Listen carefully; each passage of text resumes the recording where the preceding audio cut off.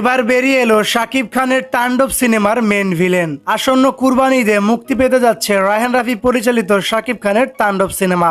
আমিন খান, আফরান নিশু, জিৎ, শরীফুল রাজ এবার সবাইকে সরিয়ে দিয়ে তাণ্ডব সিনেমার ভিলেন হিসেবে যুক্ত হলেন মিশা সওদাগর।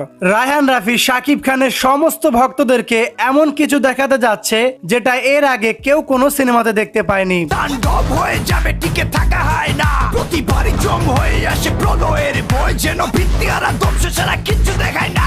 প্রায় 2 যুগ ধরে একসাথে শাকিব খানের সাথে সিনেমা করে আসছে বাংলা চলচ্চিত্রের এক অভিনেতা মিশা সওদাগর। তুফান, বরবাদ বরাবর শাকিব খানের 2টি হিট সিনেমায় আমরা মিশা সওদাগরকে দেখতে পেয়েছিলাম।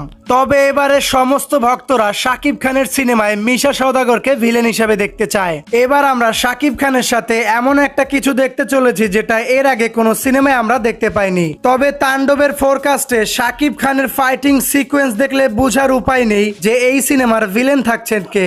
রায়হান রাফি শাকিব খানকে দিয়ে এমন একটা কিছু দেখানোর চেষ্টা করছেন যেটা দেখলে সমস্ত ভক্তরা অবাক হয়ে যাবে। এতটুকু বলতে পারি, তুফানের থেকেও বড় কিছু নিয়ে আসছি আপনাদের কাছে। তুফান 2-র আগে এটা আরেকটি কন্টেন্ট আমার, যেটাও ইনশাল্লাহ তুফানের মতো ব্র্যান্ড হয়ে যাবে। এবারে সবকিছুর অবসান ঘটিয়ে শাকিব খানের তাণ্ডব সিনেমায় যুক্ত হলেন মিশা সওদাগর।